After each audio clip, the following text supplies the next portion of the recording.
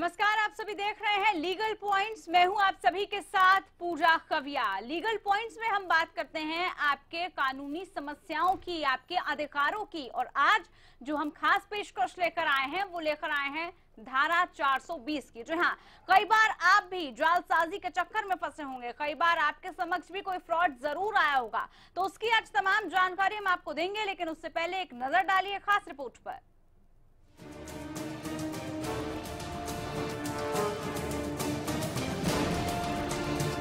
420 का अंक इतना बदनाम है कि इसका इस्तेमाल अनपढ़ से लेकर MBBS तक के लोग करते हैं।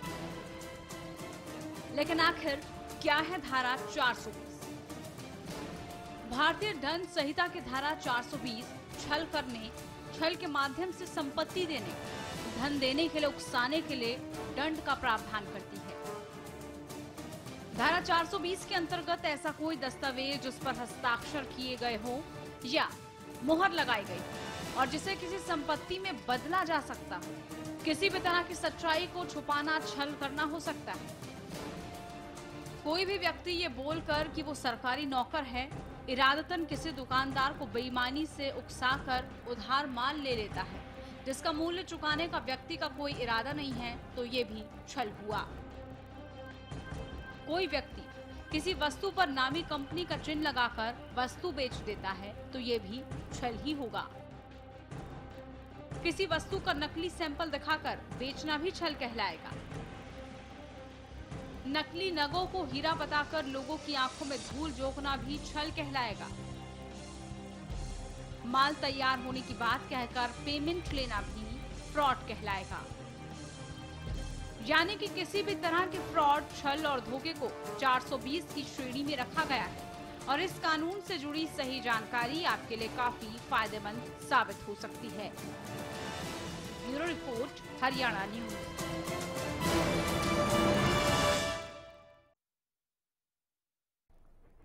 तो लीगल पॉइंट्स में सबसे पहले हमने आपको जानकारी दी कि आज हम किस विषय पर आपसे चर्चा करने वाले हैं। जी हाँ, लीगल पॉइंट्स में आज हम बात करेंगे आपके कानूनी अधिकार की 420 धारा की। अगर आप कभी भी इस तरह की जालसाजी में फंस जाते हैं या आपके साथ कुछ फ्रॉड होता है तो आपको क्या करना चाहिए, कौन से आपके कानूनी अधिकार हैं, क्या कुछ आपकी कानूनी प्रक्रियाएं हैं, इन सब की जानकारी हम आपको देंगे। अगर इस दौरान आपके कुछ सवाल हैं, कुछ समस्याएं हैं या आप कोई जानकारी सुझाव चाहते हैं तो इस कार्यक्रम में आप भी जुड़ सकते हैं। टेलीफोन लाइंस खोल चुकी हैं। हमारे साथ स्टूडियो में खास मेहमान जुड़ चुके हैं, वरिष्ठ एडवोकेट हमारे साथ सोमवीर आर्य जी जुड़ चुके हैं। सोमवीर जी, बहुत स्वागत है आपका इस कार्यक्रम में। तो सोमवीर जी से आज हम जानेंगे कि आपके कौन कौन से कानूनी अधिकार हैं जिनका आप इस्तेमाल कर सकते हैं। लेकिन सोमवीर जी, सबसे पहले हम अपने दर्शकों को यही जानकारी देना चाहेंगे कि आखिरकार धारा 420 है क्या? देखिए, जनसाधारण में प्रतिदिन हम लोग 420 420 कहते हैं। 420 का बड़ा वाइड स्कोप है। इसमें अगर हम डिटेल में जाते हैं तो 400 ये क्रिमिनल एक्ट है और क्रिमिनल IPC का ये एक सब्जेक्ट है जी।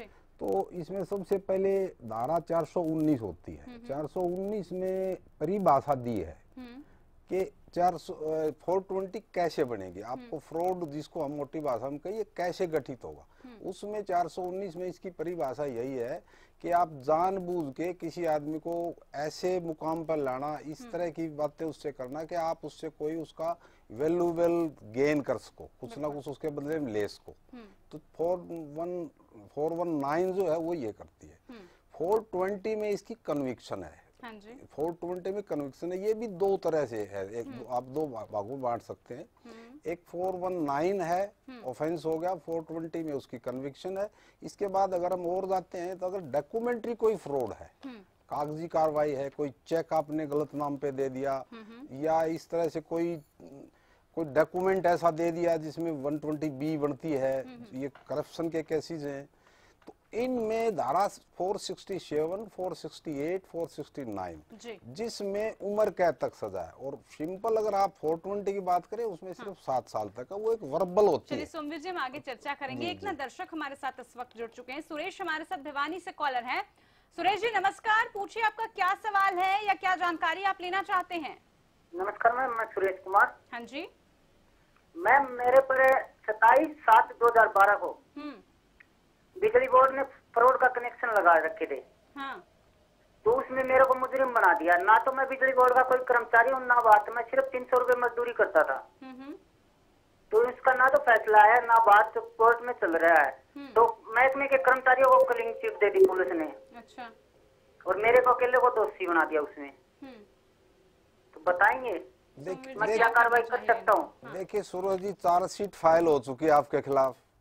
उसमें क्या इंग्रेडिएंट्स हैं, क्या आरोप लगाया गया है, वो डिटेल से पता लगे तब जाके कोई हम आपको सलाह दे सकते हैं। लेकिन इसके बावजूद भी आप किसी अच्छी वकील से सलाह लीजिए और उसको देखिए। अदरवाइज आप पे जिस हिसाब से आप बता रहे हो, जो परिभाषा आप बता रहे हो, जो सर्कमस्टेंसेस जो बता रहे हो, उससे आपके खिलाफ फ्रॉड बनता नहीं है। तो इस तरह से आप कानूनी, अब कोर्ट में मामला पेंडिंग है तो कोर्ट ही करेगा। आप उसमें ये हो सकता है कि आप अच्छा वकील करें और उसको आप धारा को इस स्टेज पर आप वो करवा सकते हैं। तो बिल्कुल इनिशियली आपको सबसे पहले किसी वकील की जरूरत है।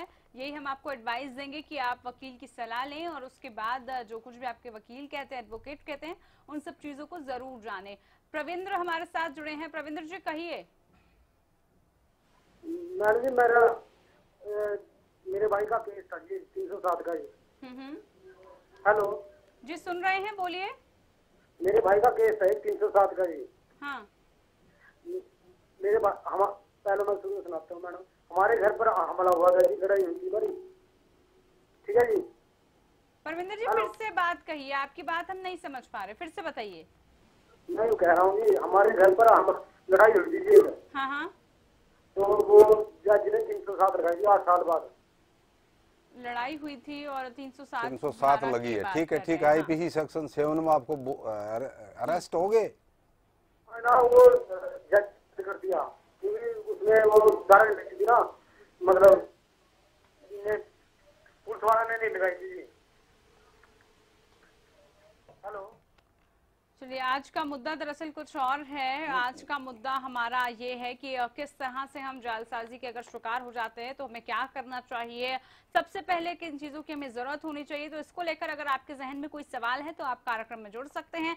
टेलीफोन लाइंस खुल चुकी हैं, आप इन नंबरों पर डायल कीजिए और अपनी समस्या हमें जरूर बताइए। सोमवीर जी, हम धारा 420 की बात कर रहे थे, साथ ही हम आपसे ये भी जानना चाहेंगे कि कौन कौन सी ऐसी चीजें हैं जो फ्रॉड केस में आती हैं, यानी कि किस चीज में हम जो है अपने आप को पा सकते हैं कि हम धोखाधड़ी के शिकार हुए हैं या हमारे साथ किसी ने फ्रॉड कर दिया। देखिए, सबसे पहले आप ये फॉर एग्जांपल ये कह लीजिए कि एक कोई प्लॉट है, कोई प्रॉपर्टी आपने किसी को दिखा दी, ठीक, और कहा जी मेरी अपनी है, और आपने कोई एग्रीमेंट कर लिया, उससे पैसा ले लिया, गेन जरूर होना चाहिए, कंसिडरेशन जरूर होना चाहिए, तो वो 467 468 में होती है, जिसकी लाइफ इम्प्रिजनमेंट तक सजा है।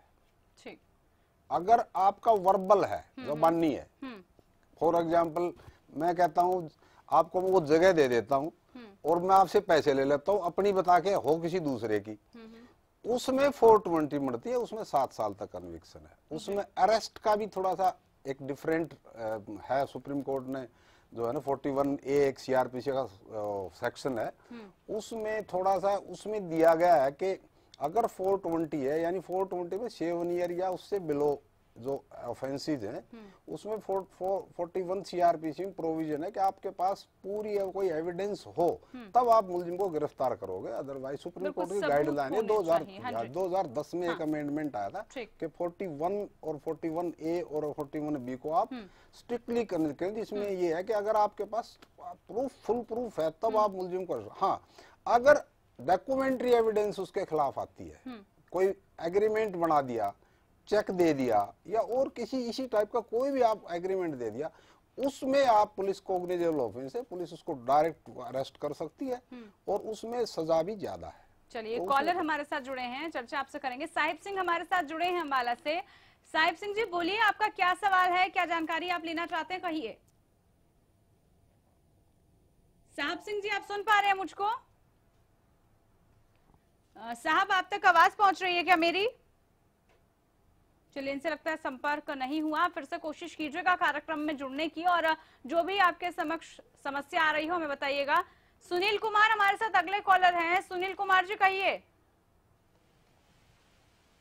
सुनील कुमार जी, आपको आवाज मिल रही है? सुनील कुमार जी, आप सुन पा रहे हैं मुझे? इनसे भी संपर्क नहीं। हाँ जी, कहिए सुनील जी। मैडम ये ना एक लेडीज के खिलाफ ना केस लगा था 300 का चेक बाउंस का। हाँ, मैंने लगाया था। चेक बाउंस का केस जी। हाँ, चेक बाउंस का 180 का। उसने मेरे खिलाफ 376 लगा दी मैडम, झूठा पैसे दर्ज करा दिया। 376 का 4 साल पहले मेरे साथ बलात्कार किया, ऐसा कुछ करा दिया। मैंने हाई कोर्ट में दे दी है। देखिए ऐसा, जहाँ तक आपके खिलाफ चीटिंग के केस का सवाल है, 138 NI एक्ट है, उसमें चीटिंग नहीं होती। अगर चेक बाउंस है सिंपल तो आपको चीटिंग नहीं बनेगी। अगर चेक बाउंस आपने किसी पेमेंट के अगेंस्ट दिया है, किसी फोर्जरी के अगेंस्ट दिया है, किसी प्रॉपर्टी का एग्रीमेंट करके उसके अगेंस्ट अगर आपने चेक दिया तो 420 बनती है, अदरवाइज 138 है, वो चीटिंग की कैटेगरी में नहीं आती। वो एक 138 NI एक्ट अलग से एक्ट है, नेगोशिएशन इंस्ट्रूमेंट एक्ट, उसमें आएगा। अब सवाल आपका 376 का। अगर आपको लगता है कि आपके खिलाफ झूठा केस है तो आप 482 CRPC में प्रोविजन, आप हाई कोर्ट में अप्रोच कर सकते हैं कि फर्स्ट प्रिमा फेसाई केस मेरे खिलाफ नहीं बनता, ना कोई एविडेंस है, तो आप हाई कोर्ट में अप्रोच कीजिए 376 के केस के बारे में। और चीटिंग वाला जहां तक बात है, वो 138 NI एक्ट है, वो आपका फ्रॉड का केस नहीं बनता अगर सिंपल आपने चेक इशू किया है।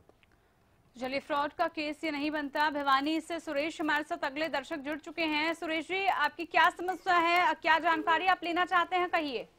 मैं ये पूछ रहा था, जो मैं सरकारी कर्मचारियों के खिलाफ सबूत दे रखे हैं पुलिस ने, फिर भी उसने कि पुलिस को क्लीन चिट दे दी, मैं इसके लिए CM विंडो पे तो लगा सकता हूँ एप्लीकेशन या नहीं? क्या क्या कर सकते हैं आप, इनको बताइए। क्या है ऐसा है कि आपके खिलाफ अगर आप उनको क्लीन चिट दे दी है और आपको अगर केस में झूठा फंसाया है, अगर आपके खिलाफ एविडेंस नहीं है, इसके बावजूद पुलिस ने आपने फॉल्स इम्प्लीकेशन कर दिया, आपको झूठा फंसा दिया, तो आप सेक्शन 200 में, सेक्शन 200 CRPC में उनके खिलाफ जा सकते हो कंप्लेंट केस में।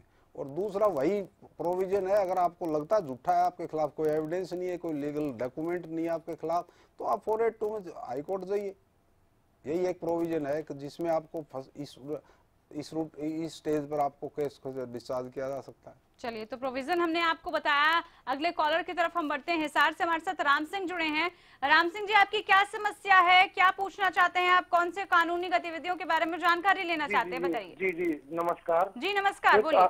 जी, एक आदमी ने जो है ना, जिसके यहाँ 2 लड़कियां हैं, एक आदमी ने जो है ना वो अपनी लड़कियों को और अपने मिसेज को बाहर निकाल दिया है घर से, और वो जो है ना किसी और पड़ोसी को मतलब वो गोद मतलब व्यक्तिगत तरीके से नहीं, वैसे मतलब रख रहा है, और अपने बीवी को और बच्चों को बाहर निकाल दिया। तो वो मदद के लिए गुहार लगा रहे हैं। वो क्या आपसे थोड़ा राय लेना चाहते हैं, कैसे कहाँ जा सकते हैं, कहाँ गुहार लगाए वो? देखिए, बीवी और जिससे उनको वहाँ जाना लगा रहे हैं। देखिए, बीवी और बच्ची का जहाँ तक सवाल है, वो डोमेस्टिक वायलेंस एक्ट में जा सकते हैं। कंसर्न मजिस्ट्रेट के यहाँ, कंसर्न जो भी मजिस्ट्रेट होगा उसके यहाँ आप कंप्लेंट फाइल कर सकते हैं। और उसमें सेक्शन 12 से लेके 22-23 तक ये प्रोविजन है।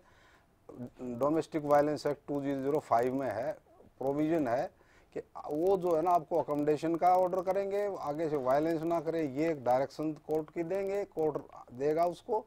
और इसके बाद भी अगर है तो 125 में आप खर्चा मांग सकते हैं। दूसरा, जहाँ तक सवाल है किसी दूसरी के उसमें है, तो आप उसमें उसका जो है ना उसका एक्सटेंशन का आप ऑर्डर करवा सकते हैं। बिल्कुल। चलिए, अगले कॉलर की तरफ बढ़ते हैं। देव नारायण हमारे साथ जुड़े हैं। देव नारायण जी, कहिए, क्या सवाल है आपका, बताइए। हाँ जी, नमस्कार। मेरे नाम सरप्लस की जमीन अलाट हुई थी 1980 में। हाँ। तो उसको किसी आदमी को नहीं जानता, जिसने झूठा मुख्तारनामा देकर सन पूर्व के 420 तो उस पर अपने नाम मुख्तारनामा देकर झूठा, और वो दूसरे को बेच दीजिए। ये छल कपट वाला केस कैसे कब्जे में कौन है? 420 473 की धारा भी लग रही है, जिसमें कोर्ट में विचार है, लेकिन मजिस्ट्रेट रुपये देगा जी, उनके वकील ने जितवा लिया जी वो। देखिए, ऐसा है कि अगर ऐसा लगता आपको कि आपके साथ न्याय नहीं मिला, केस पुलिस ने केस दर्ज किया है, तफ्तीश की, ट्रायल हुआ, अगर लगता आपको नहीं तो आप ऊपर कोर्ट में जाइए, उसकी अपीलांट कोर्ट है। अगर मजिस्ट्रेट ने किया है तो सेशन कोर्ट में जाइए, सेशन कोर्ट ने अगर उनको बरी कर दिया तो आप उसमें उसके खिलाफ जा सकते हैं अपील में। जो एक्विटल हुआ है, जो उनको बरी किया है, जो उनको निर्दोष कोर्ट ने ऑर्डर किया, उसके खिलाफ आप ऊपर कोर्ट में जाइए। वो यही एक तरीका है। बिल्कुल, जब तफ्तीश हो चुकी है, ट्रायल हो चुका है, आपका फैसला हो चुका तो आप तफ्तीश में जाइए, उसके लिमिटेशन है विद इन 30 डेज आपको जिस दिन से कॉपी मिलेंगे उस टाइम से होता है जो भी कंसर्न कोर्ट है। जी, इस दौरान हम ये भी कह देते हैं जो भी दर्शक जुड़ रहे हैं वो आज के मुद्दे को जरा समझिए। आज हम धारा 420 की बात कर रहे हैं। अगर आप छल कपट का शिकार कभी हुए हैं, फ्रॉड आपके साथ कोई करता है तो उसके लिए क्या कुछ कानूनी प्रावधान है, उसकी जानकारी आज हम आपको दे रहे हैं। अगले कॉलर महेंद्रगढ़ से हमारे साथ भजन जुड़े हैं। भजन जी नमस्कार, बोलिए क्या सवाल है आपका? हरभजन सिंह सेठी का मेरा सवाल ये है जी कि मेरे को एक किसी आदमी से कुछ पैसे लेने थे हमने, उसने रजिस्ट्री करवा के तो हमारे को कहने लगा जी 2 लाख का आप चेक ले लो। तो वो चेक जो है तो वो हमें उसने दे दिया। अब 1.5 महीना लगभग हो गया थे, कभी कहता है कि आज दूंगा।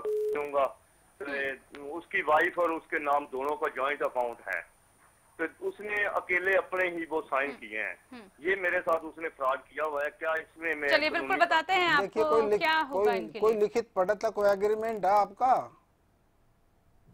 कोई एग्रीमेंट है उनके साथ 2 लाख रुपए की? कोई रिसीट, कोई एफिडेविट उनकी तरफ से कोई रिसीविंग है?